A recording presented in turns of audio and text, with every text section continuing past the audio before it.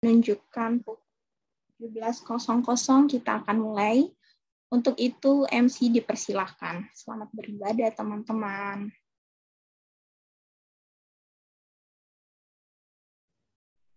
Halo, shalom, shalom. Shalom. Ya, bersyukur kalau kita di sore hari ini masih boleh sama-sama bersekutu lagi. Untuk sebelum kita memulai, saya mengajak teman-teman untuk bersatu secara pribadi.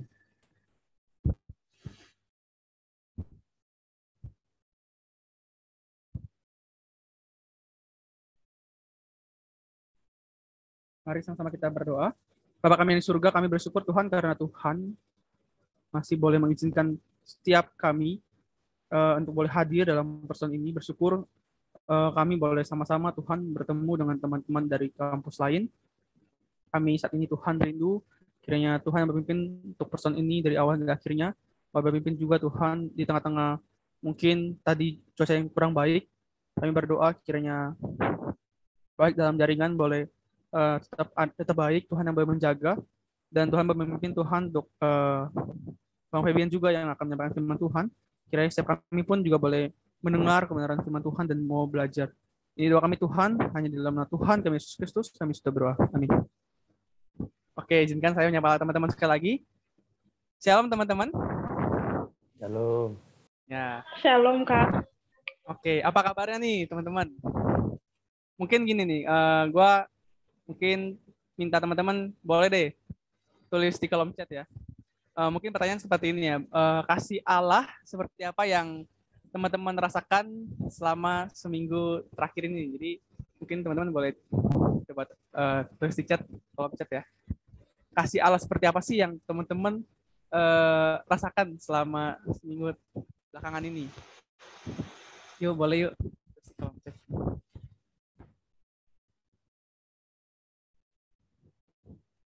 Waduh, kecukupan peringatan. Oke. Himdut, siapa tuh?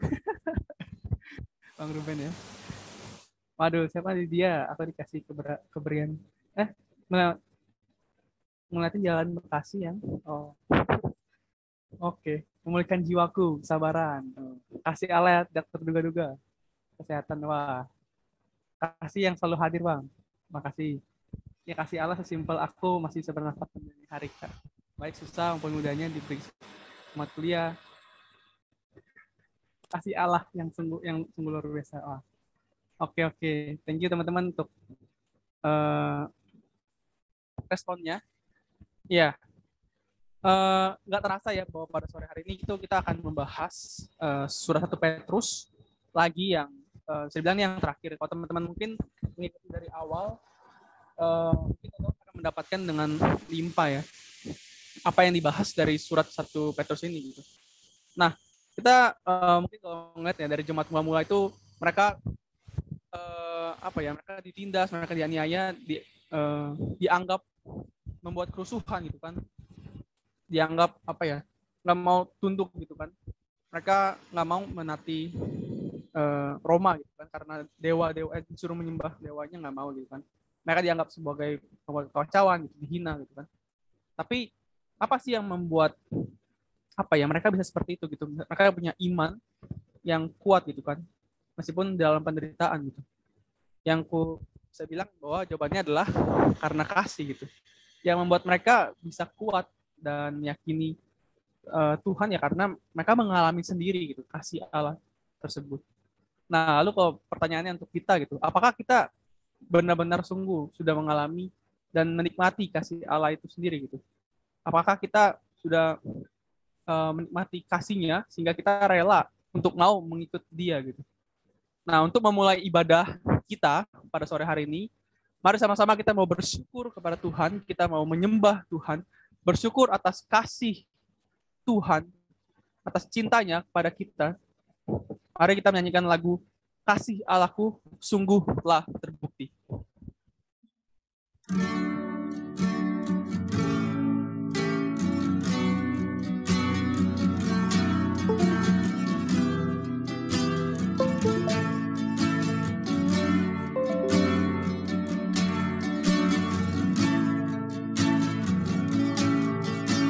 Kasih Allahku sungguh telah terbukti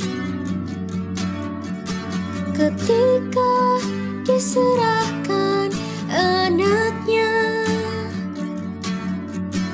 Kasih Allah mau berkorban bagi kau dan aku. Tak ada kasih seperti kasih-Mu. Bersyukur, bersyukur, bersyukurlah, bersyukur karena kasih setia-Mu. Ku sembah, ku sembah, ku sembah dan ku sembah. Selama hidupku ku sembah Kau Tuhan.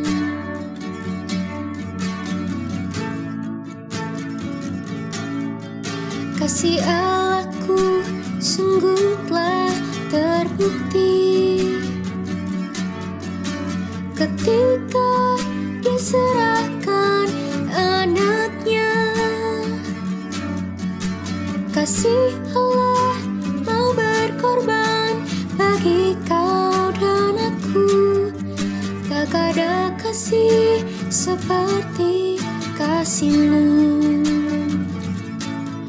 Bersyukur, bersyukur, bersyukurlah, bersyukur karena kasih setia-Mu.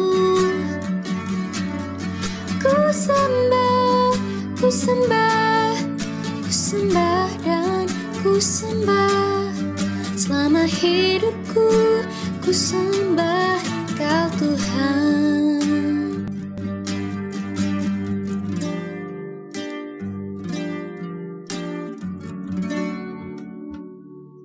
Bersyukur untuk kasih setia Tuhan. Saat ini kita mau mendengarkan sharing dari teman kita dari kampus UWL. Dipersilakan untuk Irma, boleh sharing. Mohon maaf, suara aku udah terdengar belum? Agak kecil. Kecil sih. Ini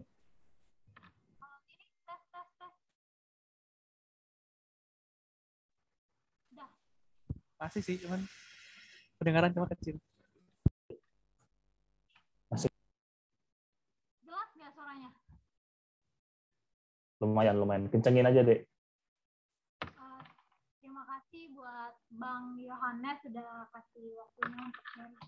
Jadi kalau aku paling mau sharingin dari PMK Budi Luhur itu sekarang lagi mau ngadain ibadah regenerasi pengurus, tepatnya sih pada tanggal 19 Maret. Bentar ya.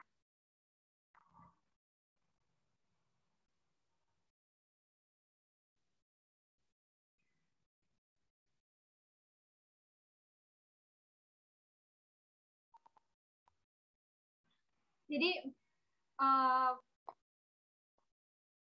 ya kami sekarang lagi buat siap-siap regenerasi, terus tapi itu yang aku bukan panitianya, aku cuman tahu aja kalau bakal ada regenerasi. Aku kemungkinan ada termasuk nama-nama yang bakal diregenerasi itu.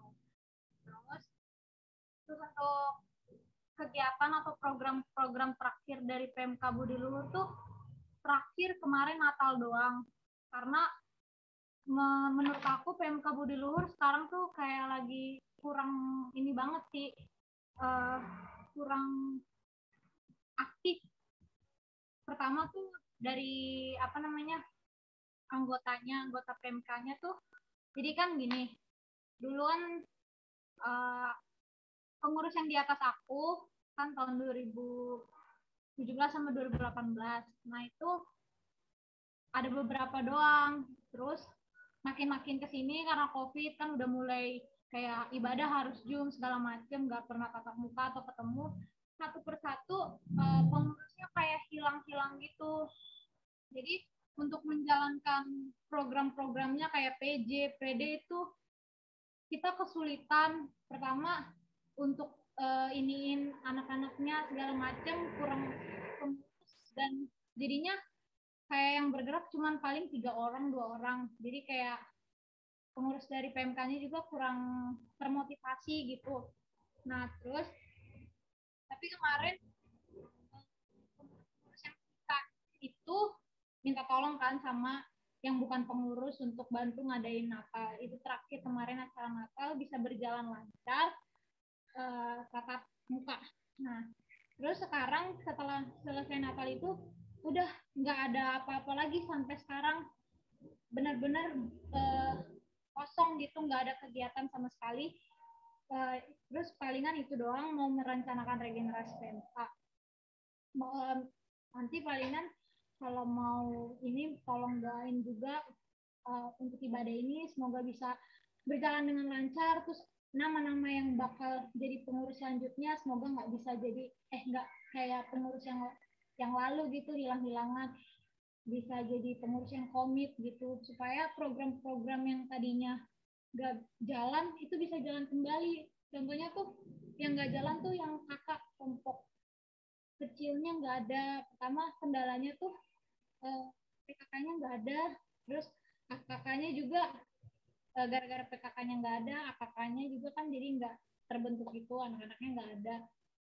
Nah palingan juga minta ditolong didoakan semoga di kepengurusan nanti setelah regenerasi ini semua program bisa berjalan lancar dan pengurus-pengurusnya bisa komit. Paling itu sih kalau dari PMK Budi Luhur. Terima kasih. Oke, terima kasih Irma. Meminta Hana untuk boleh berdoa baik untuk Oke, baik Bang, apakah suaraku kedengaran? Kedengaran? Oke, baik. Teman-teman, mari kita bersatu di dalam doa.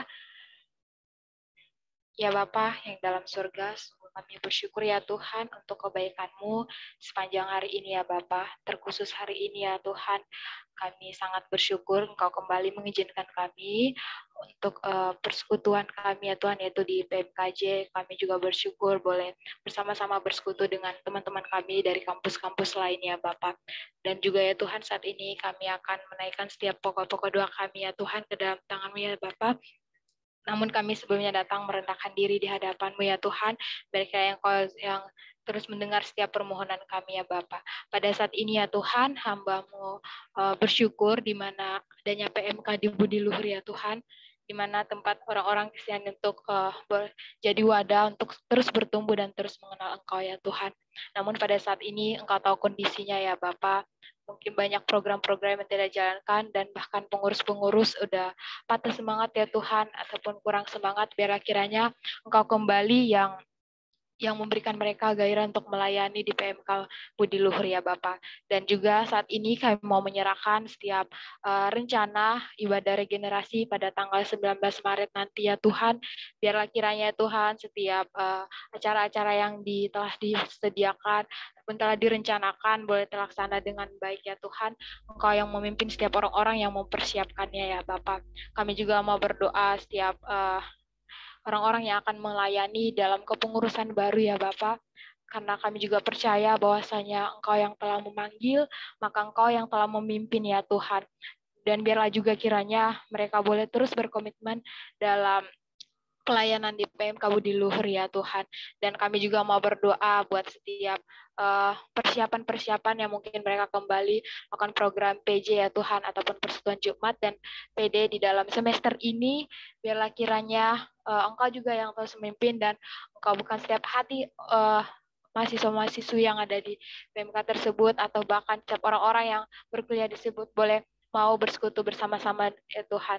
Ya Bapak, kami juga mau berdoa buat pembinaan di PMK Budi Luhur, yaitu kelompok kecil, biarlah kiranya boleh berjalan kembali, yang mungkin selama ini tidak jalan dengan banyak kendala, biarlah kiranya setiap PKK, AKK boleh kembali berjuang, berkomitmen untuk kembali melanjutkan kelompok kecil ya Tuhan.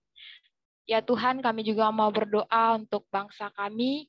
Engkau tahu juga Tuhan kondisi pada saat ini masih dalam masa-masa pandemi ya Tuhan, COVID-19, di mana semakin hari semakin tinggi dan semakin banyak orang-orang yang terkena COVID ya Tuhan.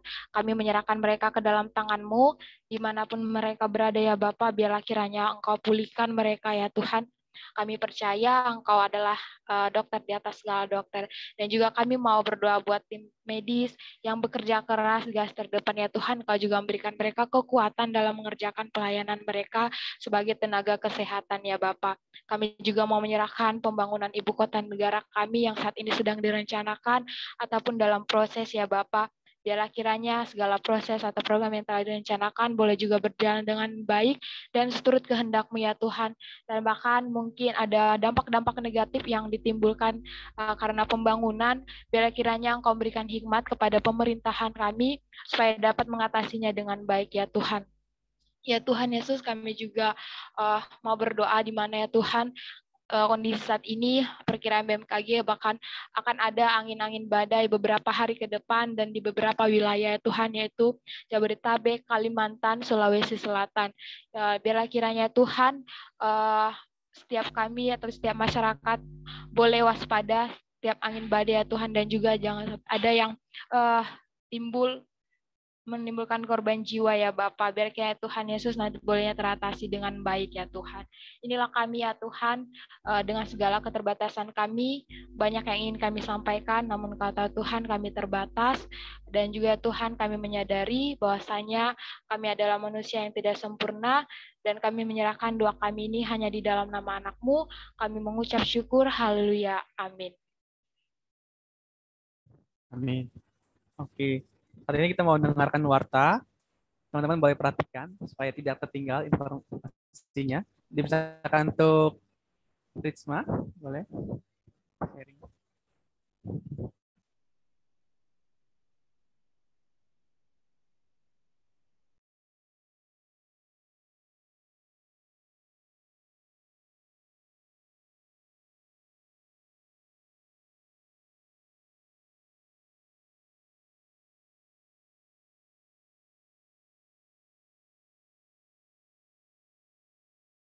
Tes.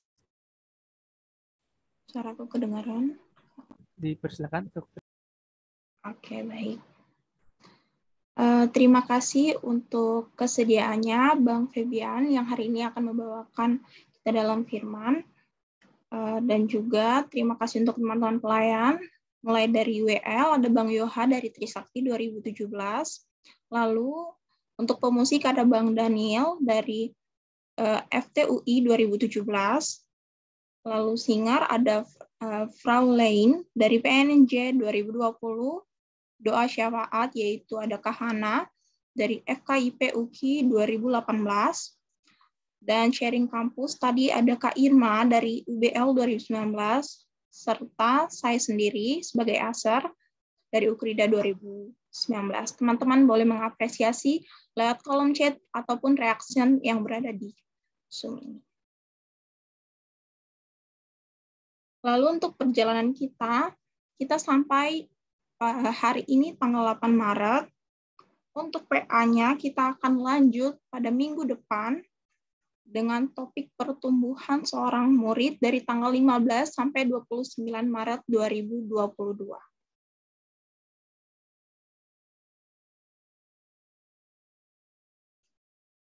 Untuk minggu depan kita mulai PA dengan topik kesatuan tubuh atau komunitas, yaitu di dalam relasi dan karunia. Next. Oke, untuk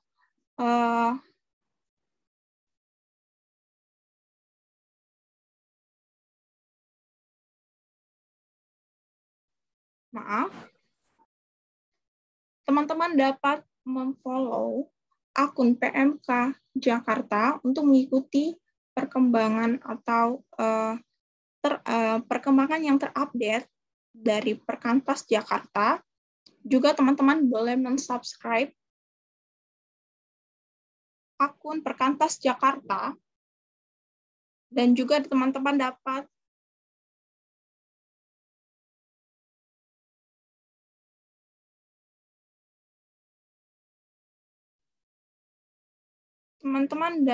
mengakses link PMKJ yang terdapat pada layar, dan juga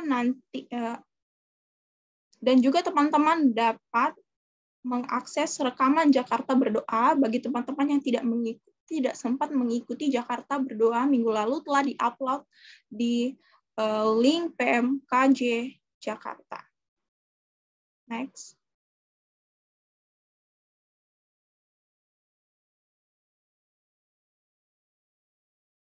Saya serahkan kembali kepada MC. Oke. Oke, sebelum kita mendengarkan kebenaran firman Tuhan, aku mau ajak teman-teman untuk kita merenungkan tentang salib, gitu, akan salib. Apa sih arti salib itu? Apa arti salib? Salib adalah lambang kematian, lambang penderitaan. Tapi di dalam salib itu juga ada kehidupan.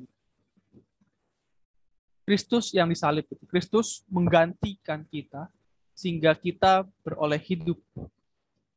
Maka mari mengajak teman-teman untuk mempersiapkan hati kita menyambut firman Tuhan. Kita mau menyanyikan lagu Nun di Bukit yang Jauh. Salib itu kujunjung penuh.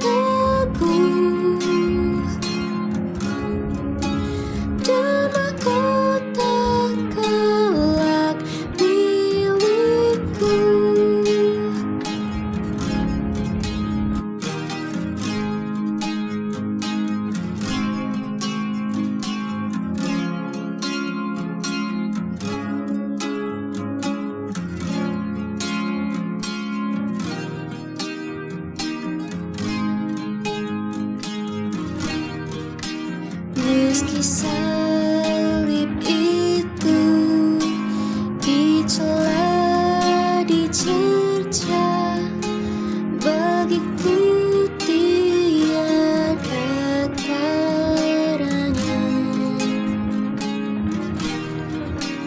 Anak domba kudus masuk dunia gelap, disalib karena dosa dunia.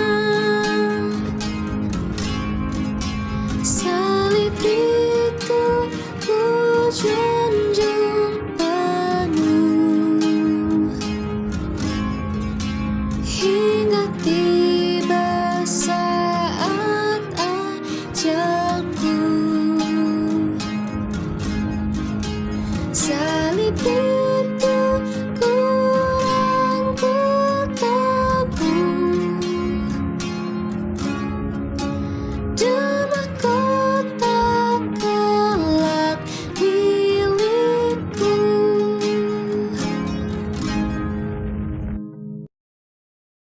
Dipersilakan pada Bang Febian untuk menerangkan firman Tuhan.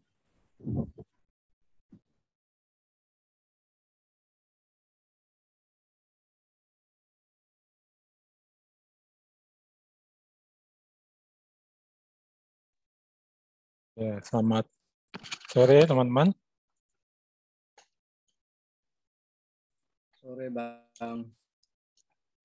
Sore, Ya, Bang. kita akan belajar dari bagian terakhir ya, dari kitab 1 Petrus, yaitu 1 Petrus 4 ayat 12 sampai ya yang habis ya 5 ayat 14. Ya, PPT saya tadi boleh ditampilkan. Ini maaf saya nggak open video ya karena di rumah lampu masih mati. Ini juga pakai laptop istri ini. Jadinya.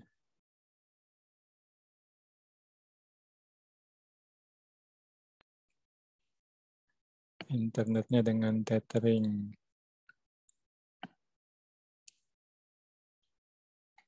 Ya, itu ya, PPT-nya sudah.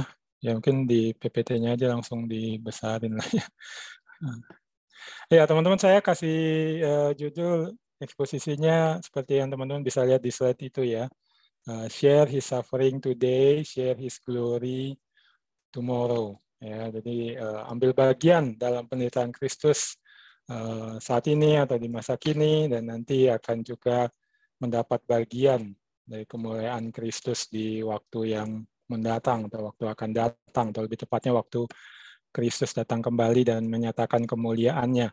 Ya, ini yang saya lihat merupakan inti ya teman-teman dari bagian terakhir 1 Petrus, dan sekaligus sebenarnya seperti rangkuman dan juga penekanan ulang apa yang dia sudah sampaikan di pasal-pasal sebelumnya ya, karena nanti kalau kita perhatikan sebenarnya sudah disampaikan di pasal sebelumnya dan dia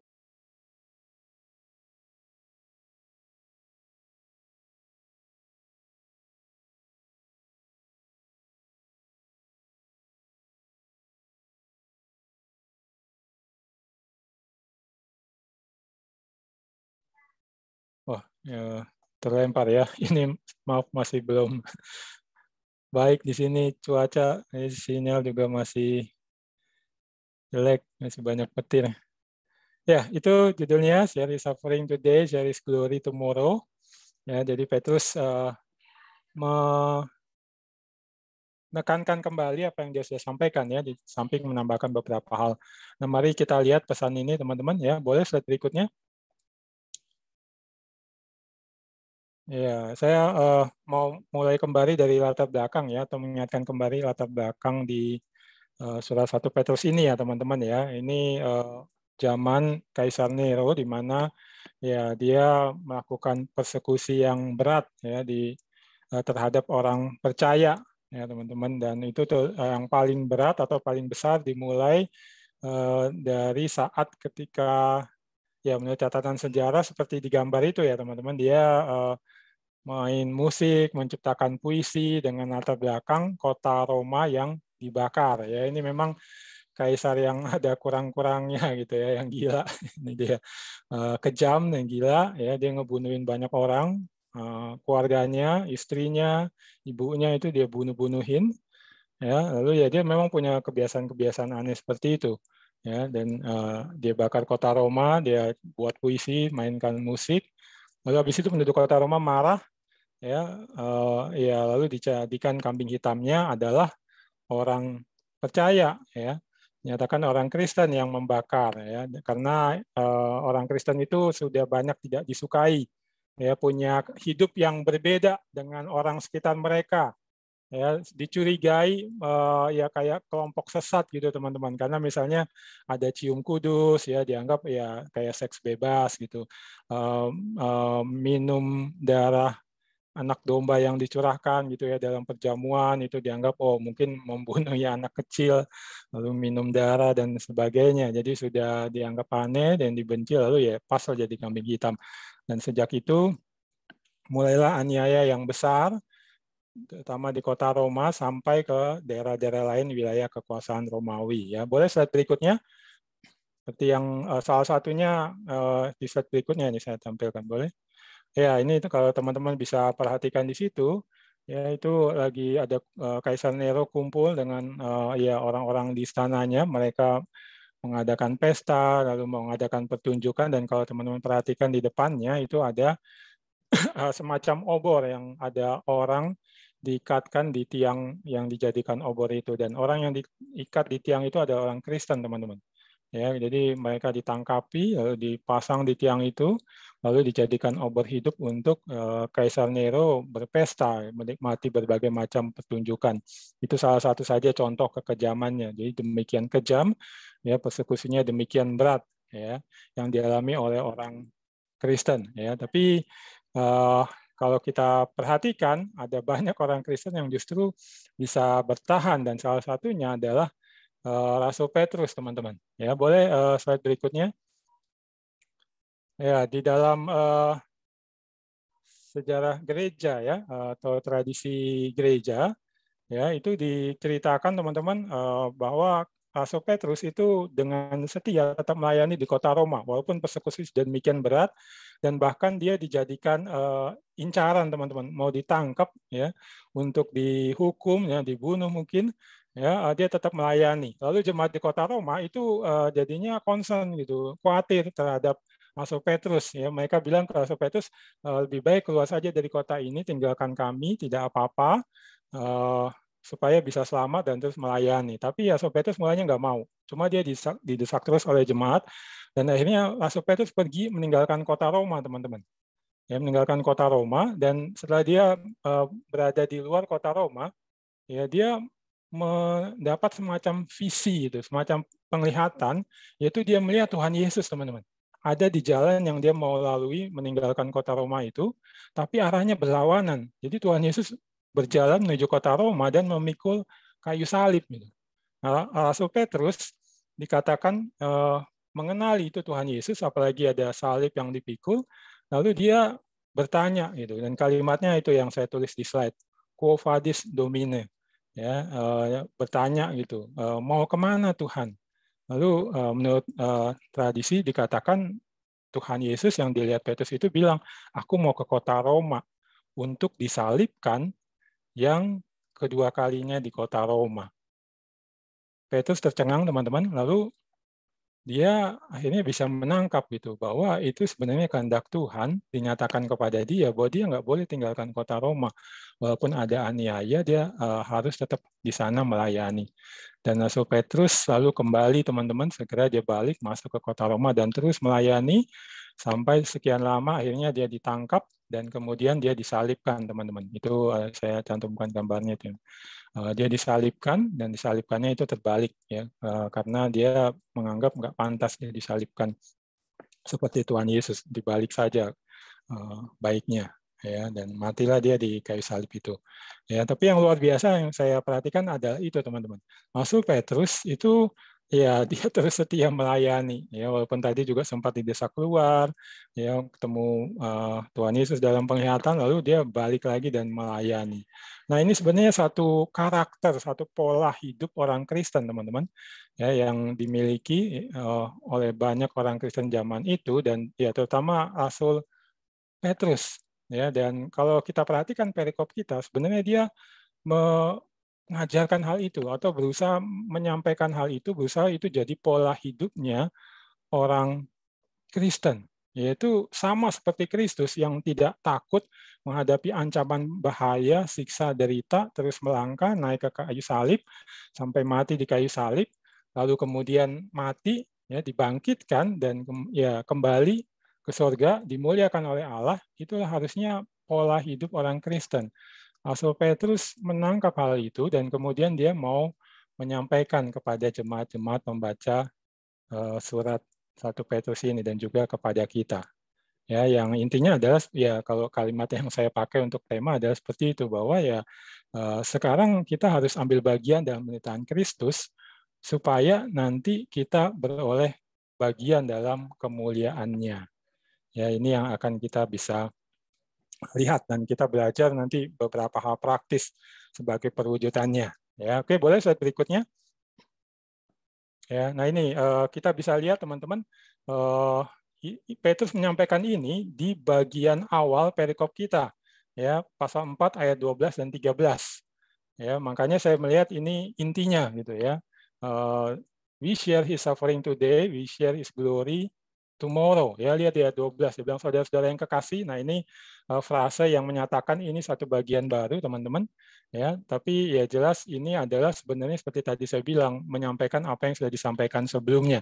Ya, perhatikan dia bilang janganlah kamu heran akan nyala api siksaan. Jadi dia bilang siksaan, penderitaan yang hebat itu bagaikan nyala api yang datang kepadamu sebagai satu ujian. Ya, nah, lalu seolah-olah ada sesuatu yang luar biasa terjadi atas kamu. Ya. Lalu terus ayat 13, sebaliknya bersukacitalah sesuai dengan bagian yang kamu dapat dalam penderitaan Kristus, supaya kamu juga kamu boleh bergembira dan bersukacita pada waktu ia menyatakan kemuliaannya. Jadi perhatikan di ayat 12, ya kan dibilang ada nyala api siksaan, jangan heran menghadapinya, ya, mesti sukacita, ya. Kenapa? Supaya kamu juga boleh bergembira dan bersukacita pada waktu ia menyatakan kemuliaannya. Gitu. Jadi ya, terima penderitaan sekarang gitu, dalam masa hidupmu, supaya nanti kamu dapat bagian di dalam kemuliaannya Kristus ketika dia datang kembali. Ya, dan ini memang sudah disampaikan di bagian awal, teman-teman. Jadi seperti saya bilang tadi, ini ditegaskan kembali. Perhatikan kan itu dia untuk penderitaan dia sebut nyala api siksaan. Nah, ini sebenarnya sudah disampaikan di pasal 1 ayat 7. Ya, itu yang ada di gambar itu. Kalau teman-teman nanti ada waktu bisa buka kembali. Intinya di situ Petrus bilang, kamu tuh menghadapi penderitaan hebat, itu sebenarnya kamu tuh kayak logam mulia emas yang dimurnikan, ya, dibakar dengan suhu tinggi, nanti pengotor-pengotornya itu akan terpisah, lalu nanti yang didapat itu emas yang murni. Imanmu dimurnikan. Dan pada akhirnya nanti kamu akan mendapat kemuliaan dan hormat ketika Kristus datang kembali. Ya. Jadi dia ingatkan kembali hal ini gitu. Suffering today, nanti glory tomorrow. Ya, nah ini yang dia sampaikan. Ya, mengapa? Ya, boleh. Saat berikutnya kita lihat. Nah, ini dijelaskan di bagian-bagian sebelumnya ya, teman-teman. Ya, misalnya ya saya lihat di pasal 1 ayat 11 ya. Itu yang tadi saya sebutkan ya. Mereka menyelidiki bagaimana dan kapan hal itu akan terjadi, itu maksudnya nabi-nabi itu yang dimaksudkan oleh Roh Kristus yang ada di dalam diri mereka. Pada waktu itu Rohnya menubuatkan kepada mereka tentang penderitaan-penderitaan yang harus dialami oleh Kristus dan tentang keagungannya yang akan menyusul sesudah itu. Nah, ini ayat 11-nya nih. Kalau tadi kan ayat 7-nya. Nah, jadi lihat di situ dibilang ada penderitaan yang harus dialami oleh Kristus, lalu nanti dia akan mengalami keagungan atau kemuliaan yang datang menyusul sesudah itu. Ini polanya Kristus. Ya, polanya Kristus dan kita harus miliki dan kita saksikan. Ya, jemaat di kota Roma ataupun ya secara khusus membaca Petrus gitu ya, yang lagi dianiaya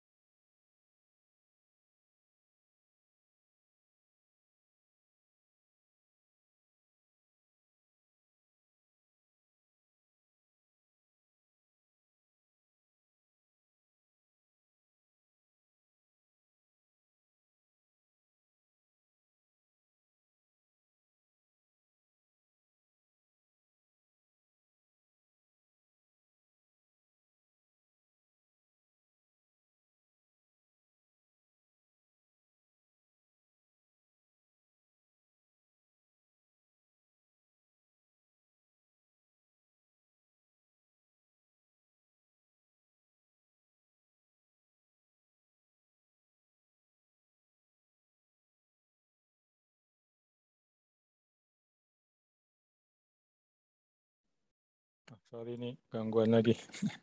Baru nyambung. Halo, udah sambung kah? Udah Bang. Sudah. Ya, ini di pasal 3 kita lihat ini juga ya teman-teman ya. Pasal 3 ayat 22.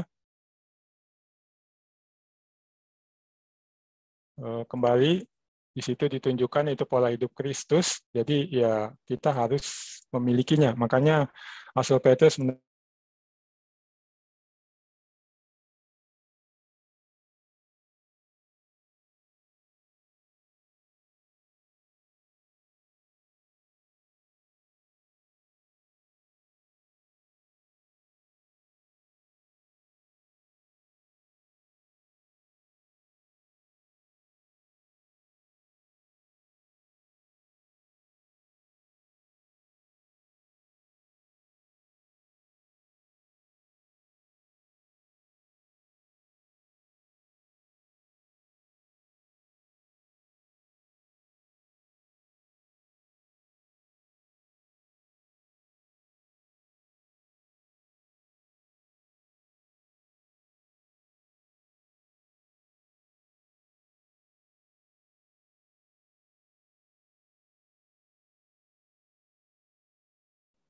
ya, bentar coba pindah ke HP dulu ya.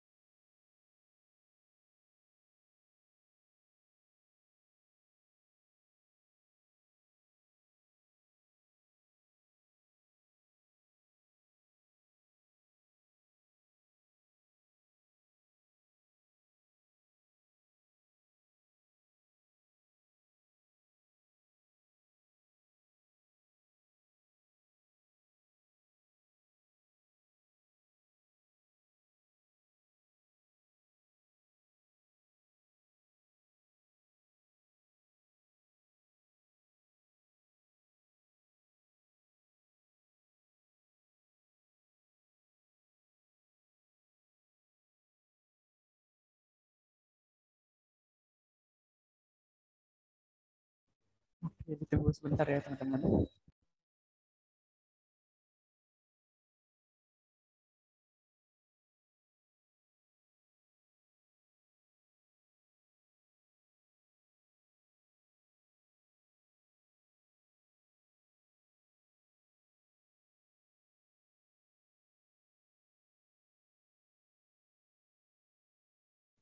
Dibaca-baca dulu aja ayatnya.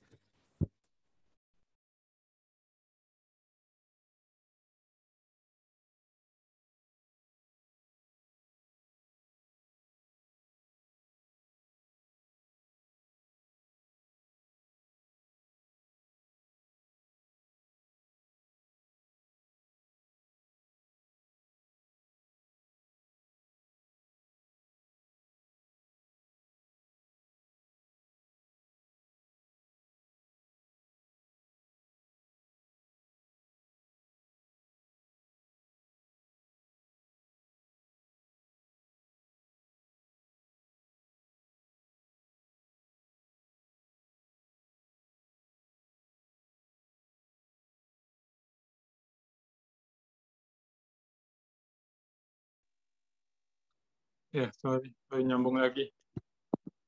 Jelek juga nih sinyalnya kalau di area HP. Bisa coba aja ya. Ya, ini teman-teman ya. Jadi kenapa kita mesti menanggung penderitaan? Oh, ini baru nyala lampunya.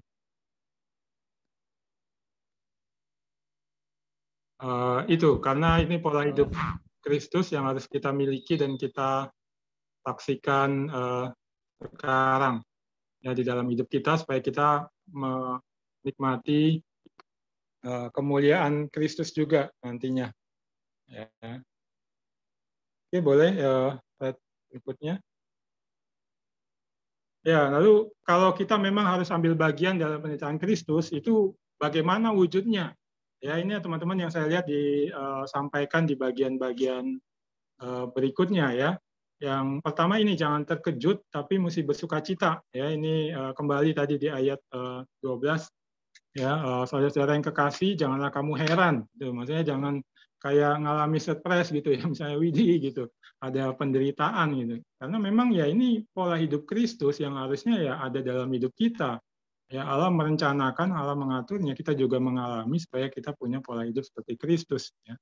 Lalu di ayat 13 dia bilang sebaliknya bersukacitalah. Kenapa bersukacita? Ya karena itu kita akan mengalami atau mendapatkan bagian dalam penderitaan Kristus ya teman-teman ya. Jadi intinya ya kita mesti siap itu. Ya, bahwa suatu ketika ya kita akan mengalami penderitaan ya. Sekarang mungkin menderita, kapan mungkin bisa aja ada lagi, atau kalau sekarang lagi nggak ada penderitaan, kesulitan ya karena kita hidup bagi Kristus ya nanti bisa ada lagi atau bisa muncul penderitaan ya, di dalam hidup kita. Jadi mesti siap menghadapinya, jangan terkejut dan bahkan bersukacita. Ya. Oke, lalu yang berikutnya. Nah, lalu yang berikutnya sadari dan yakini Tuhan sertai selalu. Ya, nah ini di ayat 14 itu ya. Ya, dibilang berbahagialah kamu ya jika kamu dinista karena nama Kristus, sebab roh kemuliaan yaitu roh Allah adamu. Ya, nah ini kalau perhatikan NIT-nya dibilang you are blessed. Jadi kamu sebenarnya demikian terberkati. Kenapa? Karena di dalam penderitaan itu Allah ada bersamamu. Ya, dalam hal ini dirujuk adalah Roh Kudus itu, the Spirit of Glory. Ya, roh kemuliaan, the Spirit of God rest on you. Ya, rest on you. Perhatikan itu berarti selalu ada padamu. Ya, jadi ini mungkin untuk jemaat pembaca surat ini yang bertanya gitu, Allah di mana kok aku menderita, kok aku kayak seenaknya diperlakukan gitu oleh Nero ya, bahkan seperti kayak hewan saja. Allah di mana? Nah, ini Rasul Petrus mengingatkan, menyadarkan atau ya kembali kasih tahu mereka gitu bahwa ya Tuhan sebenarnya menyertai selalu, tinggal meyakini dan tentunya terus lakukan atau ambil bagian di dalam penderitaan itu. Ya, ini kemarin ketika saya persiapan teringat apa yang ada di Mazmur 23. Ya, boleh di slide berikutnya. Ya, ini Mazmur 23 ayat 4 ya. Ini sorry saya salah ketik, bukan ayat 4. Ayat 4 ya, sekalipun aku berjalan dalam lembah kekelaman, aku tidak takut bahaya, sebab engkau besertaku, gadamu dan tongkatmu itulah yang menghibur aku.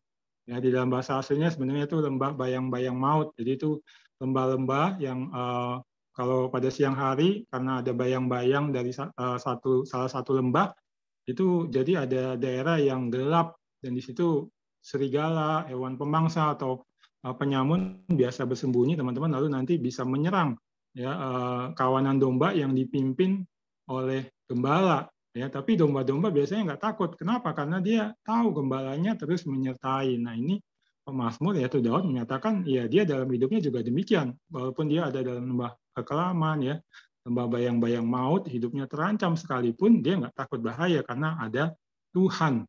Dan Tuhan bukan sekedar nyertai, tapi aktif. Itu yang dikatakan, gadamu dan tongkatmu itulah yang menghibur aku. Gada dan tongkat itu untuk memukul musuh, memukul hewan. Ya. Kalau tongkat itu ya, itu kalau gada itu biasanya dilemparkan ke hewan ya, yang mengancam, gitu ya, serigala misalnya. Nah ini teman-teman kita juga ketika saat ini atau di waktu ke depan mengalami penderitaan dan mungkin bertanya, ya mesti ingat ini.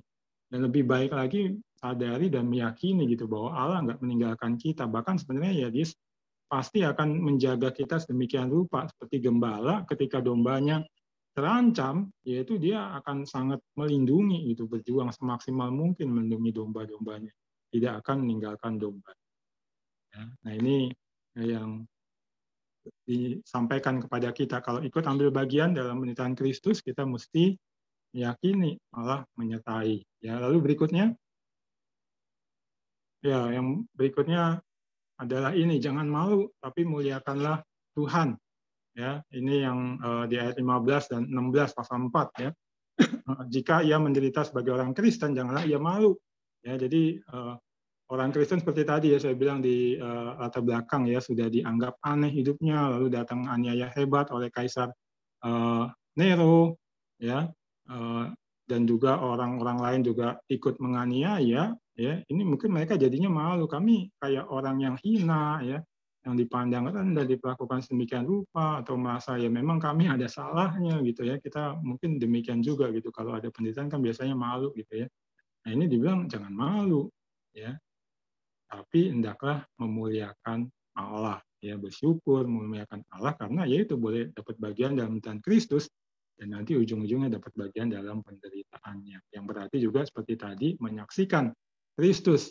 Ya, kalau malu tuh pantasnya yang di ayat 15 itu kata Petrus, kalau kamu membunuh, mencuri, ya, atau kamu melakukan kejahatan itu yang disebut penjahat atau pengacau, ya, pengacau itu ini suka ngusilin orang atau suka ikut campur di dalam urusan-urusan orang, dalam bahasa aslinya itu begitu, itu satu hal yang kamu pantas malu. Tapi kalau kamu menderita sebagai orang Kristen, nah itu jangan malu, tapi muliakanlah Tuhan, karena itu satu anugerah, satu kehormatan, dan satu tanda polanya Kristus sudah ada di dalam dirimu.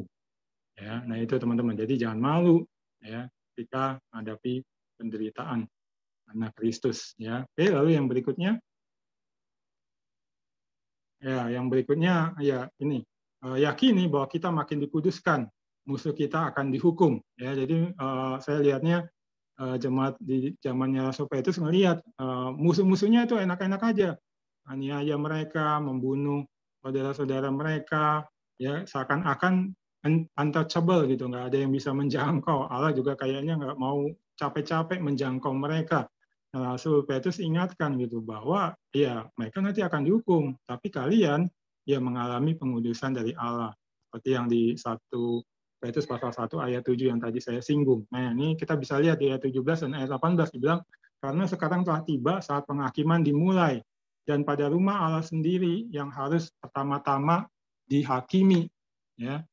Nah, itu jadi penghakiman sudah dimulai oleh Allah, dan yang pertama dihakimi adalah rumah Allah, atau yaitu umat Allah. Ya. Dan penghakiman di sini maksudnya itu dimurnikan, teman-teman. Sehingga yang keluar itu hanya emas murni, pengotor-pengotor bisa terbuang. Nah, lalu perhatikan kalimat selanjutnya. Dan jika penghakiman itu dimulai pada kita, bagaimana kesudahannya dengan mereka yang tidak percaya pada Injil Allah? Lalu diulang lagi di ayat 18, jika orang benar hampir-hampir tidak diselamatkan, apakah yang akan terjadi dengan orang fasik dan orang berdosa? Ya. Jadi kalau orang benar dimurnikan kan masih dapat emasnya. Nah, kalau yang nggak benar, yang dimurnikan, yang tinggal itu ampas-ampas pengotor doang kan, dan ya pasti dibuang gitu. Nah, orang nggak benar itu akan seperti itu, pasti akan dibuang oleh Allah, dihukum oleh Allah. Nah, tapi kalau orang percaya yang menikmati, hidupnya makin dikuduskan. Nah, ini, ingat ini teman-teman, ketika kamu menderita karena Kristus ya, dihina dan lain-lainnya, ya, kamu sebenarnya makin dikuduskan. Itu proses pengudusanmu yang Allah sedang kerjakan. Dan orang yang membuat kamu menderita, mereka pasti akan dihukum pada waktunya. Nah, itu yang 17-18. Ya, lalu kita melihat satu lagi di pasal 4. Boleh? Slide berikutnya. Ya, di ayat 19 ya. Kita diingatkan untuk terus berbuat baik dengan percayakan diri kita pada Sang Pencipta. Ingat kan yang kemarin kita sudah pelajari IPA ya, kalau nggak salah ya. Kita tetap mesti berbuat baik walaupun kita dianiaya. Nah, di sini diulang lagi ya. Teruslah berbuat baik karena memang itu panggilan kita gitu. Kristus pun demikian. Ya, bahkan kita bisa lihat di atas kayu salib dia melakukan hal yang baik kan, dia doakan musuh-musuhnya. Dia perintahkan Yohanes untuk memelihara Maria ibunya. Ya, yang ya pasti dia mesti tinggalkan sendiri karena dia sebentar lagi akan mati di kayu salib ya. Jadi Kristus terus berbuat baik walaupun dia dijahati sedemikian rupa ya. Nah, tapi di sini diingatkan jangan terus berbuat baik saja, tapi percayakan dirimu dan perhatikan penekanannya apa? Pada Sang Pencipta, yaitu di ayat 19 itu. Dan karena itu baiklah juga mereka yang harus menderita karena kehendak Allah menyerahkan jiwanya dengan selalu berbuat baik kepada Pencipta yang setia. Ya. Kenapa disebut pencipta? Ya ini mau mengingatkan gitu. Tuhanmu itu pencipta segala sesuatu. Dia menguasai segala sesuatu, mengatur segala sesuatu. Segala sesuatu itu ada di tangannya nasibnya. Ya. Nah, jadi percayakanlah hidupmu kepada Dia. dan Dia itu setia akan memelihara kamu. Ya, teruskanlah berbuat baik. Nah, jadi dua hal ini teman-teman. Ya, tentunya jangan cuma percayakan diri pada Tuhan gitu ya ketika ada tantangan, ada kesulitan, tapi berhenti berbuat baik. Enggak, harus terus berbuat baik dengan mempercayakan diri kepada Tuhan, Sang Pencipta yang Maha Kuasa. Ya, nah ini itu yang kita lihat sampai di bagian ayat pasal 4. Nah, lalu nanti masih ada lagi ya tentang bagaimana ambil bagian dalam penderitaan Kristus. Ya, kita masuk pasal 5. Boleh slide berikutnya. Nah, kalau pasal 5 secara khusus ini bagaimana pemimpin ambil bagian dalam penderitaan Kristus. Ya, ini diberikan nasihat atau ajaran oleh Rasul Petrus, yaitu pemimpin mesti setia gembalakan kawanan domba Allah. Nah, ini kena kepada kita ya teman-teman ya. Mahasiswa kan nanti kalau lulus akan jadi pemimpin ya. Ataupun di kampus ketika teman-teman melayani dan biasanya datang PMKJ ini kan pemimpin-pemimpin ya. Koordinator, tim inti, pengurus, pemimpin kelompok kecil. Ya, nah ini sangat kena nih buat kita teman-teman ya. Lihat itu di ayat 1 pasal 5 ya, Rasul Petrus bilang aku menasihatkan para penatua ya. Jadi ini jelas kepada pemimpin. Lalu lihat ayat 2, perintahnya apa atau nasihatnya apa? Gembalakanlah kawanan domba Allah yang ada padamu. Give a shepherd care to God's flock among you. Ya, jadi kepada penatua ya yang lagi menghadapi penderitaan hebat itu dibilang jangan sibuk ngurusin sendiri, jangan sibuk nyelamatin diri sendiri. Ya, kita kan suka gitu ya teman-teman. Kalau di kampus biasanya lagi sibuk ujian, ngerjain tugas atau ada masalah di tugas, masalah di ujian, masalah keuangan. Ya, para pemimpin kelompok kecil biasanya menghilang, melupakan anak kelompok kecilnya. Pengurus juga suka gitu. Koordinator bahkan ada yang begitu. Nah, ini teguran atau nasihat untuk yang suka begitu loh. Ya, dan semoga kita nggak begitu ya. Karena dibilang ya ketika ada penderitaan justru kamu mau dipakai Tuhan untuk gembalakan orang-orang yang Tuhan percayakan kamu pimpin. Mereka Tuhan mau jaga lewat kamu, kamu alatnya. Nah, ingat ini teman-teman. Ya, oke, itu ayat 1 dan 2 pasal 5. Ya, lalu habis itu kalau kita perhatikan dikasih tahu bagaimana gembalakan kawanan dombanya milik Allah. Ya, yang pertama ini bukan karena tugas semata tapi rela hati di bawah arahan Tuhan. Yaitu ayat 2, jangan dengan paksa tapi dengan sukarela sesuai dengan kehendak Allah. Ya, perhatikan yang saya kasih warna-warna itu teman-teman. Bandingkan dengan NIT-nya ya. Jangan dengan paksa, NIT-nya not merely as duty. Ya, jadi makanya saya bilang jangan semata karena tugas. Ya, biasanya kita kan kalau kan lagi dalam kondisi terdesak ya, lagi menderita, ada masalah di studi, keuangan, atau sekarang mungkin COVID sakit gitu ya, atau ada keluarga yang sakit, kita antara nggak mau atau tetap mau melayani, menjalankan tugas sebagai pemimpin dari kawanan domba Allah.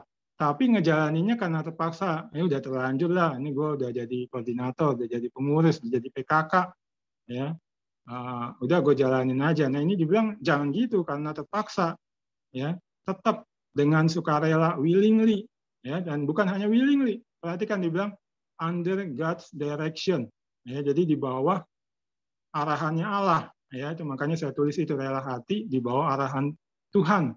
Ya, jadi bukan semau-mau kita. Biasanya kan kita kalau kesulitan seadanya aja gitu ya. Yang penting jalan gitu. Ketemuan kelompok kecil, tapi bahan nggak maksimal, firman nggak maksimal diajarkan, nggak maksimal dimengerti, nggak maksimal diterapkan misalnya. Atau program tetap dibuat, acara persekutuan tetap dijalankan, tapi juga nggak maksimal. Ya, Tuhan mungkin sukar hadir atau suka bekerja, jemaat nggak mengalami berjumpa dengan Tuhan atau dibentuk. Nah ini nggak bisa begitu, mesti usahakan semaksimal mungkin dengan sukarela kita perjuangkan dan ngikutin petunjuknya Allah. Kalau Allah bilang begini, walaupun sulit, harganya mahal, risikonya besar, kita kerjain. Nah itu demikian ya. Jadi yang satu itu bukan karena tugas semata, tapi rela hati di bawah arahan Tuhan. Lalu yang kedua, caranya boleh slide berikutnya. Ya ini. Bukan cari keuntungan pribadi, tapi benar-benar melayani. Lihat tuh di ayat 2C-nya ya. Jangan karena mau mencari keuntungan, tapi dengan pengabdian diri. Ya, yang NIT lebih jelas lagi ya. Not for shameful profit. Perhatikan ada profit teman-teman dan dibilang itu shameful, memalukan. Jadi di zaman itu para pengajar ataupun pemimpin, ya, pemimpin-pemimpin rohani umumnya biasa mendapatkan bayaran, ya, pada kepercayaan-kepercayaan lain ini, ya, tentunya, ya. Nah, tapi kalau di orang percaya, ya, orang Kristen, ya, nggak demikian, kan? Itu harusnya melayani, ya. Nah, itu ini diingatkan, ya. Jadi kalau saya kaitkan dengan latar belakang, saya lihat mungkin pemimpin-pemimpin, ya, karena kesulitan mereka jadi sasaran tembak gitu, ya, diincar mau ditangkap. Kalau pemimpin ditangkap kan jemaat akan kucar-kacir, ya, gampang dihancurkan. Maka mereka hidupnya jadi susah. Nah, lalu mungkin mereka tergoda mau jadi kayak pemimpin agama atau kepercayaan lain gitu, atau kelompok-kelompok lain dapat bayaran, ya, mereka tergoda ke situ. Nah, ini Sopetrus ingatkan, tetap kamu mesti pelayanan, walaupun kamu sulit, ya, susah makan, ya, dan lain-lainnya sulit, tetap melayani, gitu. Karena itulah panggilanmu. Jangan justru manfaatkan pelayanan, manfaatkan domba-domba untuk keuntungan pribadi. Ya, nah, ini yang kedua. Lalu ada satu lagi yang ketiga, boleh slide berikutnya. Ini di ayat 3, ya. Ya, ini intinya jangan berlaku sebagai tuan, tapi pemberi teladan-teladan. Ya, ini janganlah kamu berbuat seolah-olah kamu mau memerintah, ya. Tapi harusnya apa? Menjadi teladan. Nah, kalau perhatikan NIT teman-teman itu, ya, do not lord it over. Ya, lalu but be examples. Jadi mesti kasih teladan-teladan saya tuliskan. Nah, ingat ini teman-teman, pemimpin Kristen itu diminta teladan seperti Kristus, dia memberi teladan ke murid-muridnya. Lalu murid-muridnya memberikan teladan kepada orang lain yang dimuridkan. Nah, kita ini juga harusnya demikian gitu. Pemimpin kelompok kecil, pemimpin persekutuan juga demikian. Karena kita memimpin mereka itu bukan sekedar memimpin, tapi harus mempengaruhi mereka, mengubah mereka supaya mereka bertumbuh makin serupa dengan Kristus, ya. Dan itu saya kutip pernyataan Albert Einstein, ya, dia bilang setting an example is not the main means of influencing other, it is the only means, ya. Jadi kalau mau kasih teladan itu bukan cara utama untuk mempengaruhi orang lain, itu satu-satunya cara, teman-teman, ya. Nah, ini teman-teman jangan lupa, ya. Nah, kalau kita mau kaitkan dengan kondisi banyak penderitaan, ya, tantangan termasuk yang kita hadapi di zaman pandemi COVID ini, orang kan bisa menjalaninya sesuai dengan kehendak Allah itu bukan karena misalnya dikasih buku atau dikasih makalah gitu, ya, atau dikasih nonton video, tapi dia perlu ada orang yang kasih tunjuk caranya gimana hadapi penderitaan, hadapi kesulitan, tapi dengan benar. Gimana caranya tetap melayani, gimana tetap ngerjain studi dengan benar, gimana tetap memperhatikan atau mengasihi orang lain dengan benar, ya, dia lihat dari orang lain yang melakukan itu. Nah, domba-domba kita itu juga demikian, teman-teman. Mereka butuh teladan. Dan perhatikan, ya, itu jamak, ya, examples. Jadi kita diminta kasih banyak teladan gitu, bukan cuma satu lalu kita puas, anggap sudah selesai tugas kita. Ya, dan tentunya ini sulit, kan? Karena berarti kita yang paling depan dan paling dahulu menghadapi kesulitan itu. Inilah bagaimana para pemimpin ambil bagian dalam penderitaan Kristus, teman. Ya, yang kita dipanggil juga lakukannya. Oke, lalu berikutnya. Nah, berikutnya, kalau pemimpin sudah ambil bagian dalam penderitaan Kristus, nanti akan dapat kemuliaan Kristus juga, ya. Itu dinyatakan di ayat 4. Maka kamu apabila Gembala Agung datang, maka itu maksudnya kalau 3 hal tadi dilakukan, ya, walaupun menghadapi penderitaan, ancaman, jadi sasaran tembak, ya, maka kamu apabila Gembala Agung datang, yang maksudnya Kristus datang kembali, kamu akan menerima mahkota kemuliaan yang tidak dapat layu. Nah, itu dapat glory lagi dari Kristus, teman-teman, ditekankan di sini. Untuk pemimpin, nah ini teman-teman spesial, teman-teman, disampaikan. Ada kemuliaan khusus yang bakal dinikmati oleh kita para pemimpin.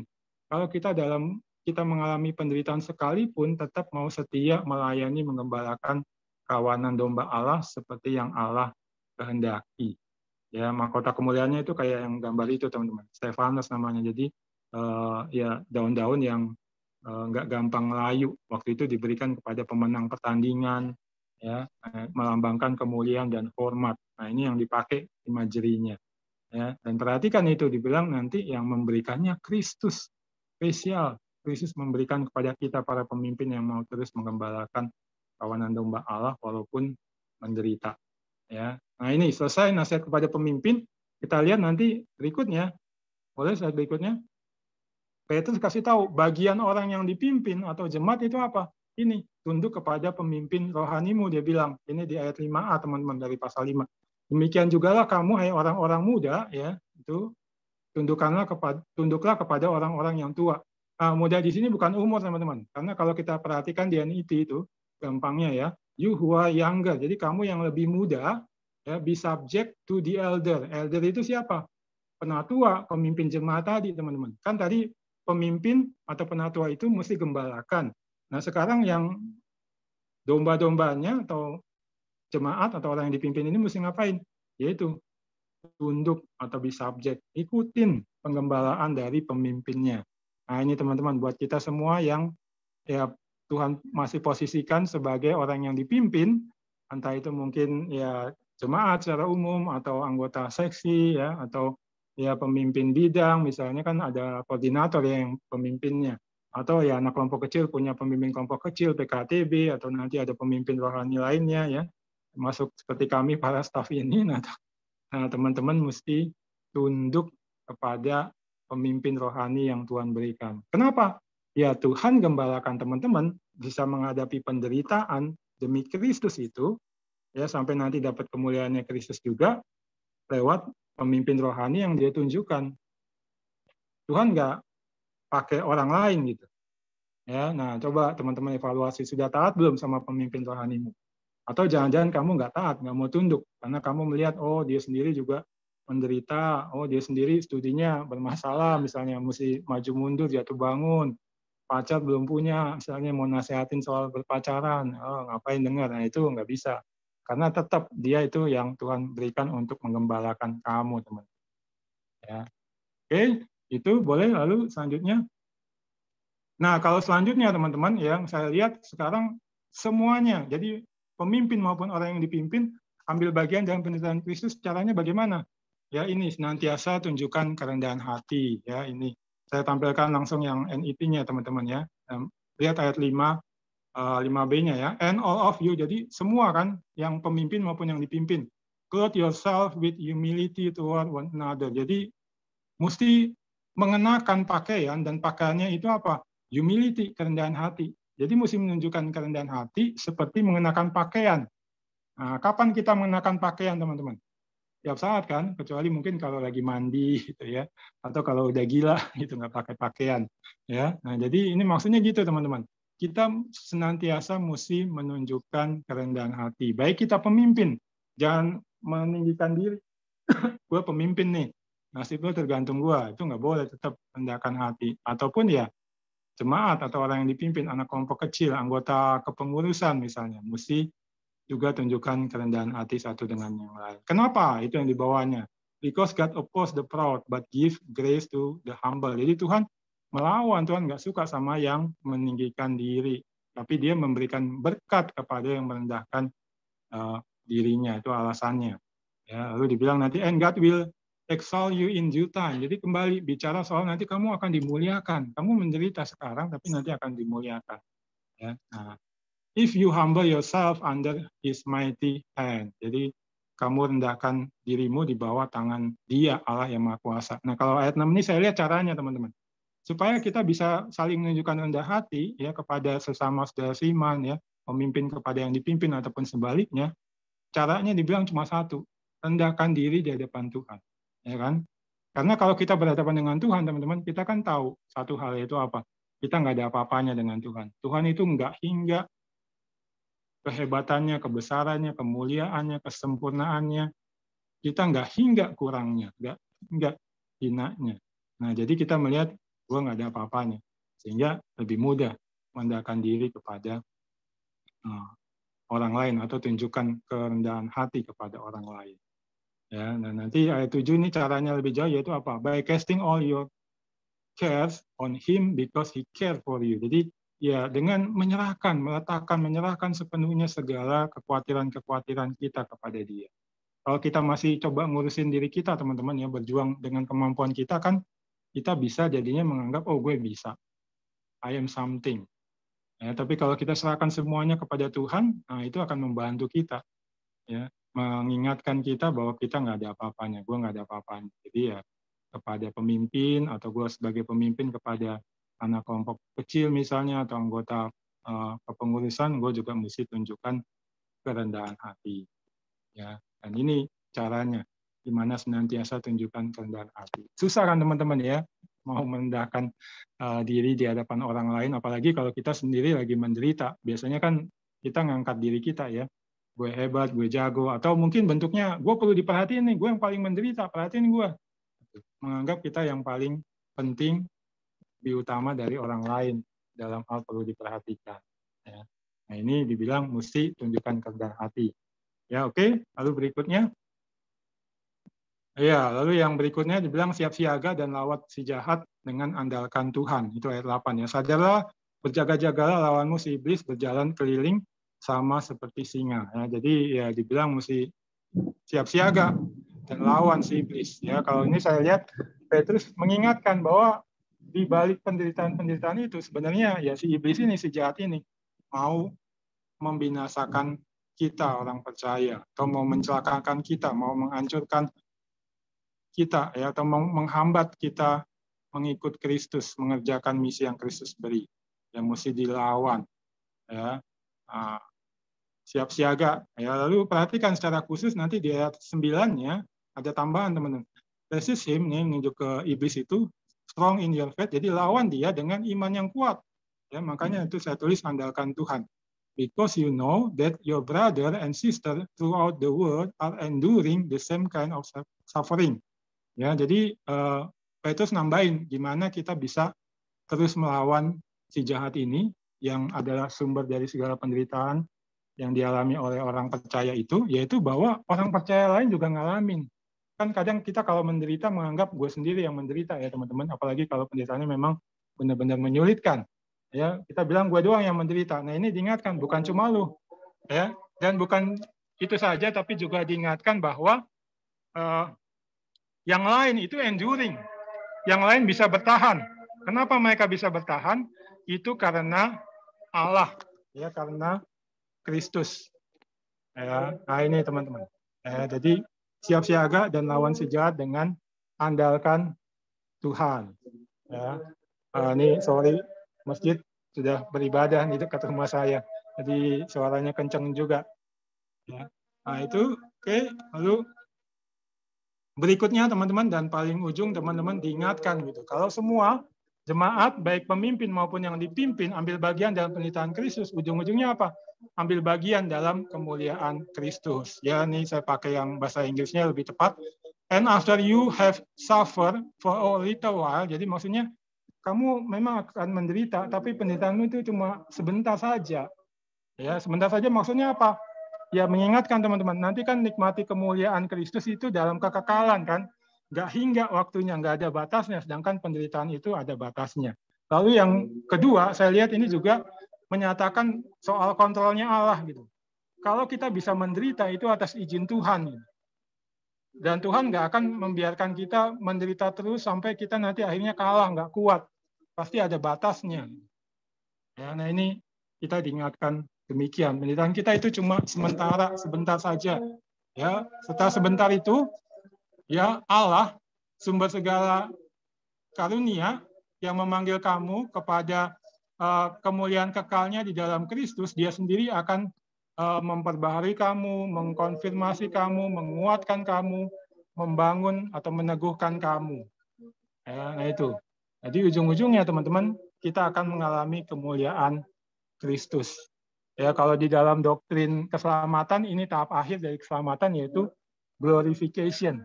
Yaitu kita disempurnakan, jadi sempurna seperti Kristus teman-teman. Baik rohani maupun fisik. Ya, jadi ini satu pengharapan besar, satu dorongan besar buat kita. Ya, hadapi penderitaan demi Kristus itu. Nanti kita akan mengalami kemuliaan Kristus yang nilainya tidak terhingga itu. Ya. Nah itu teman-teman yang kita bisa lihat. Jadi berbagai hal disampaikan bagaimana kita ambil bagian dalam penderitaan Kristus. Ya, boleh slide berikutnya. Ya, ini saya mau akhiri dengan lihat ayat terakhir ya. Di pasal 5 ayat 14 ya. Ini ditulis dengan perantaraan Silwanus, ya. Lalu terus ya Petrus bilang, aku menulis dengan singkat kepada kamu untuk menasihati dan meyakinkan kamu bahwa ini adalah kasih karunia yang benar-benar dari Allah. Ya, ini adalah kasih karunia yang benar-benar dari Allah. Kasih karunia dari Allah maksudnya apa? Yaitu tadi teman-teman, pola hidup Kristus. Ya, itu kan satu karunia kalau kita juga memiliki pola itu. Kenapa? Karena dengan memiliki pola itu, yaitu kita share penderitaannya dalam masa hidup kita, lalu nanti kita dapat kemuliaan, kita seperti tadi, dimurnikan, dikuduskan. Makin lama makin murni, makin kudus, makin serupa Kristus, dan juga pola itu makin kuat di dalam diri kita, karakter kita, perbuatan kita, orang lain bisa melihat, menyaksikan Kristus. Ya, makanya Paulus bilang, ya ini kasih karunia yang benar-benar dari Allah. Kamu mesti terima, kamu mesti pegang. Lihat di kalimat terakhirnya. Berdirilah dengan teguh di dalamnya. Berdirilah dengan teguh di dalamnya maksudnya apa? Kamu pegang erat-erat, kamu benar-benar hidupi. Share his suffering today, share his glory tomorrow. Jangan mau misalnya dipengaruhi orang. Ya, kalau kita lihat zaman sekarang teman-teman kan makin digembar-gemborkan ya lewat berbagai cara, sosmed, film dan lain-lain, bahwa yang namanya kesulitan itu harus benar-benar dihindari.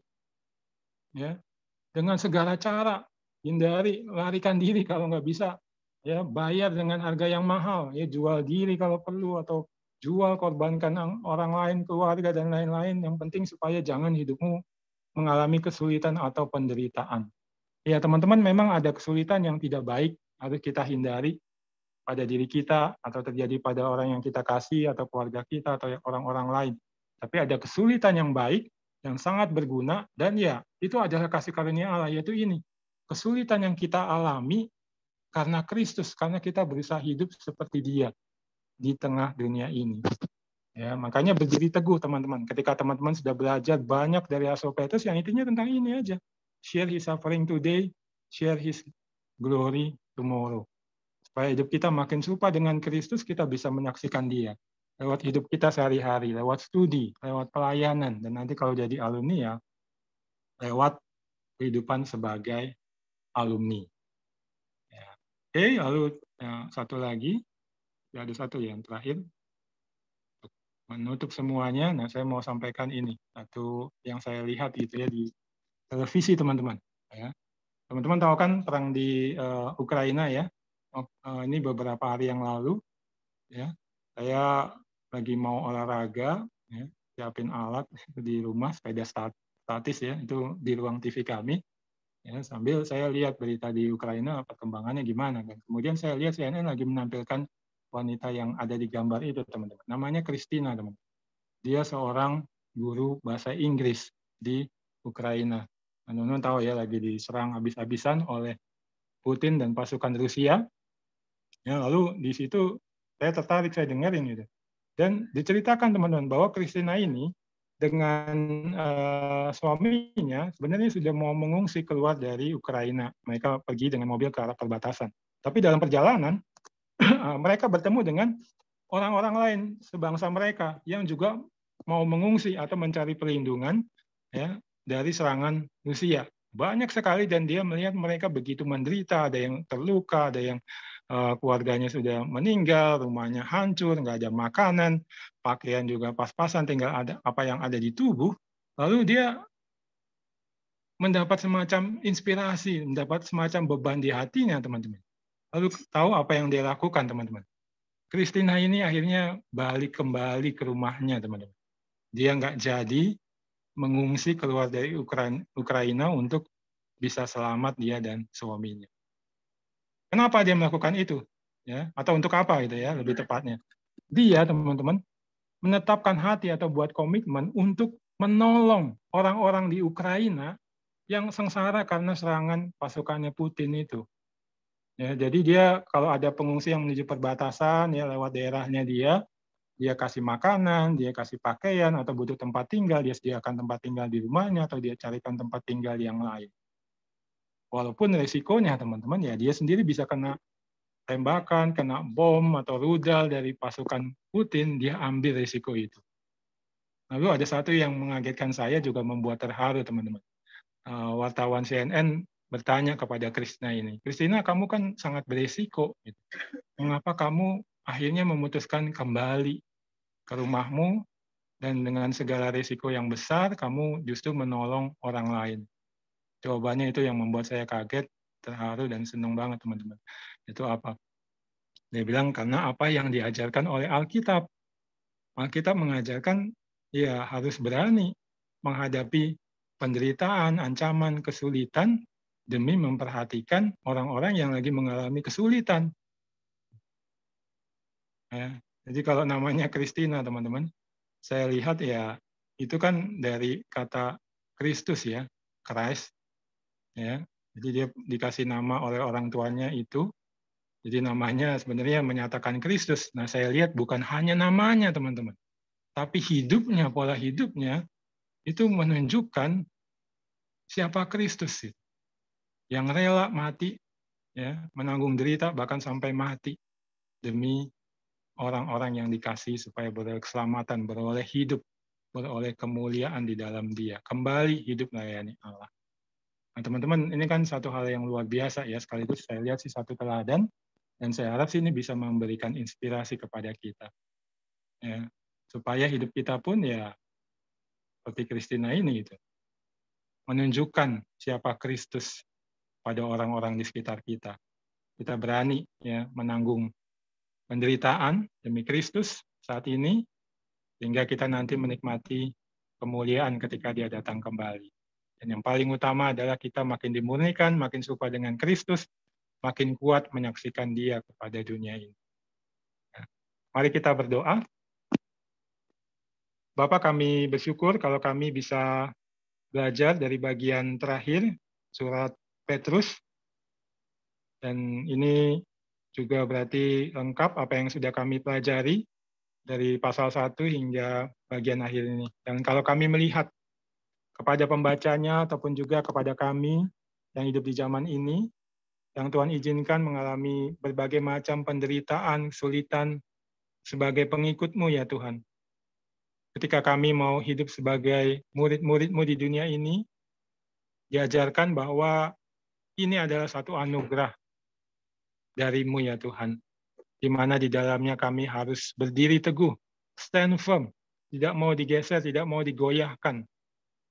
Kami memegang pesan yang disampaikan lewat surat ini, yaitu bahwa kami harus ikut ambil bagian di dalam penderitaan Kristus di dalam masa hidup kami, supaya nanti kami bisa ikut ambil bagian dalam kemuliaan Kristus ketika Dia datang kembali sebagai Raja di atas segala raja, dan semua tunduk di bawah kuasanya secara penuh.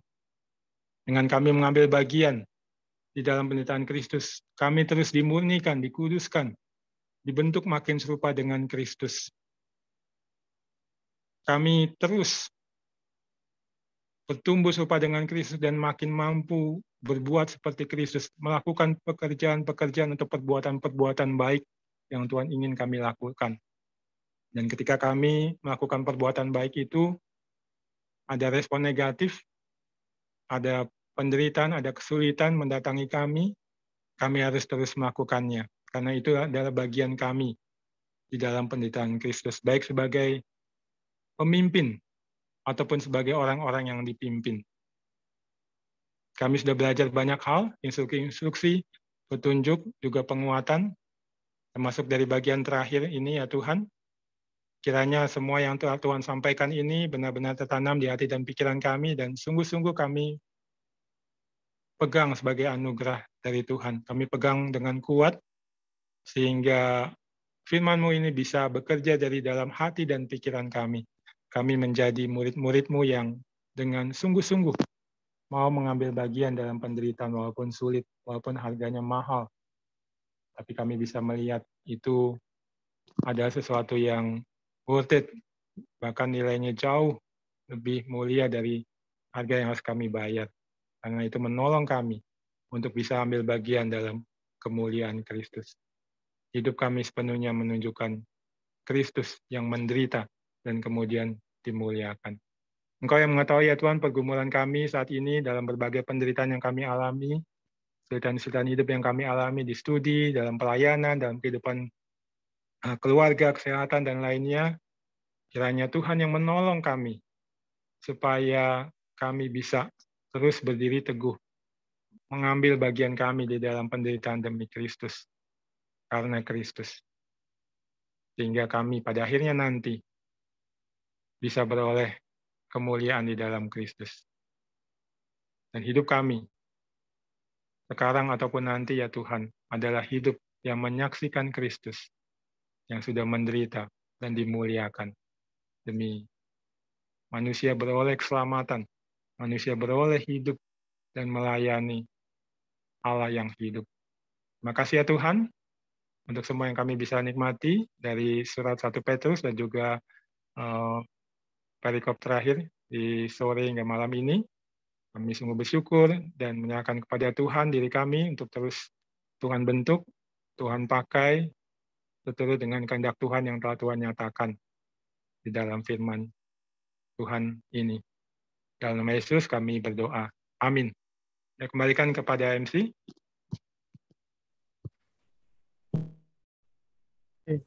Terima kasih kepada Bang Febian. Ya, bersyukur untuk kebenaran firman Tuhan yang telah kita dengar. Kiranya firman yang tadi kita dengar itu tidak begitu saja kita lupakan, tetapi kita boleh berdiri teguh di dalam kasih karunia Allah, di atas fondasi firman, dan kita boleh menghidupi itu dalam seharian kita. Share His suffering today, share His glory today. Hai para pengurus kampus, hai para pelayan-pelayan Tuhan, dan hai murid-murid Kristus yang setia. Karena itu pergilah, jadikanlah semua bangsa muridku, dan baptislah mereka dalam nama Bapa dan Anak dan Roh Kudus. Dan ajarlah mereka melakukan segala sesuatu yang telah kuperintahkan kepadamu. Dan ketahuilah, aku menyertai kamu senantiasa sampai kepada akhir zaman. Matius 28 ayat 19-20. Mari meresponi panggilan Tuhan ini. Kita menyanyikan lagu Gembalakanlah Kawanan Domba Allah.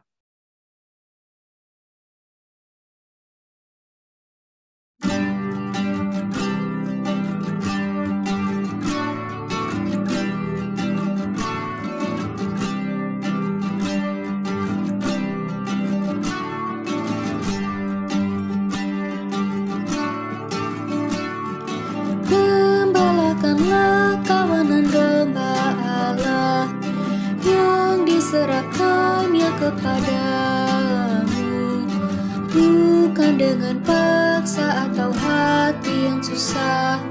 Sukacita hati rela diminta darimu. Gembalakanlah kawanan domba Allah yang dipercayakannya kepadamu, mengabdikan diri dengan hati yang kasih, memelihara dan menjaga tanpa lelah. Oh Tuhan Yesus, Gembala agungku yang rela mati demi diriku. Ku yang hilang telah Kau bawa pulang kepada kesukaan. Oh Tuhan Yesus, pimpinlah hidupku, jadi gembala untuk kawanan domba-Mu, mengasihi dengan hati murni setiap domba yang Kau beri. Oh Tuhan Yesus, Gembala agungku yang rela mati demi diriku. Ku yang hilang telah Kau bawa pulang kepada kesukaan. Oh Tuhan Yesus, pimpinlah hidupku, jadi gembala untuk kawanan domba-Mu, mengasihi dengan hati murni setiap domba yang Kau beri.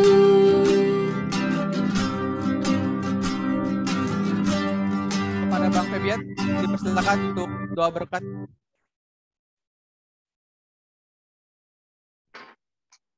Ya, mari kita berdoa.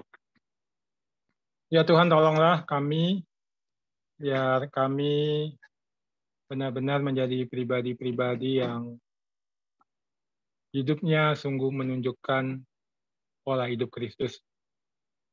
Secara khusus kami yang Tuhan anugerahkan kesempatan untuk menempuh pendidikan di perguruan tinggi dan bisa menikmati persekutuan di PMK kami sedang Engkau bentuk menjadi pemimpin-pemimpin ya Tuhan. Yang nanti bisa berdampak hidupnya, bisa menjadi berkat, bisa menyaksikan Kristus. Biarlah ya Tuhan, seperti yang kami nyanyikan tadi, dalam masa kami menikmati pendidikan di kampus dan juga menikmati masa-masa belajar melayani di kampus sebagai para pemimpin, kami belajar untuk menjadi pemimpin-pemimpin yang seperti Kristus. Pemimpin-pemimpin yang dengan rela mau ambil bagian dalam penderitaan Kristus, dengan terus menjalankan tugas seorang pemimpin, mengembalakan kawanan domba yang Tuhan percayakan, seperti yang Tuhan kehendaki. Dan biarlah pertolongan Tuhan atau anugerah Tuhan membentuk kami, memakai kami untuk mengembalakan kawanan domba milik-Mu yang ada saat ini yang Tuhan percayakan untuk kami pimpin di PMK-PMK ataupun di tempat lain. Dan juga ketika nanti kami melangkah menjadi alumni, kami juga bisa mengembalakan kawanan domba milik-Mu ya Tuhan. Ataupun kami juga bisa menjadi alat Tuhan untuk memperhatikan domba-domba lain yang masih ada di luar kandang atau kawanan milik-Mu ya Tuhan. Yang Engkau rindu juga bisa kembali datang kepadamu. Tolonglah, biarlah teladan hidup Kristus, utamanya kesediaannya untuk menderita, hingga dia pada akhirnya dimuliakan oleh-Mu ya Tuhan. Itu terus menjadi patokan hidup kami. Itulah terus yang kami pandang. Dan itu terus mempengaruhi, terus memberdayakan, dan terus memimpin hidup kami. Makasih ya Tuhan untuk kesempatan kami bisa bersekutu, memuji memuliakan nama-Mu, berdoa, dan juga mendengarkan firman-Mu. Kiranya Tuhan terus menyertai kami. Setelah ini, Tuhan terus melimpahkan berkat kepada kami, sehingga apapun yang kami lakukan, kami bisa terus memuliakan Tuhan dan menjadi berkat bagi orang sekitar kami. Dan juga kami bisa terus bersama-sama bersekutu, melayani dan dilayani, untuk Tuhan terus bentuk, Tuhan perlengkapi, dan Tuhan pakai untuk pekerjaan-pekerjaan Tuhan sejak masa muda kami. Makasih ya Tuhan, dalam nama Yesus kami bersyukur dan berdoa. Amin. Saya kembali ke MC. Diusahakan untuk bersatu secara pribadi.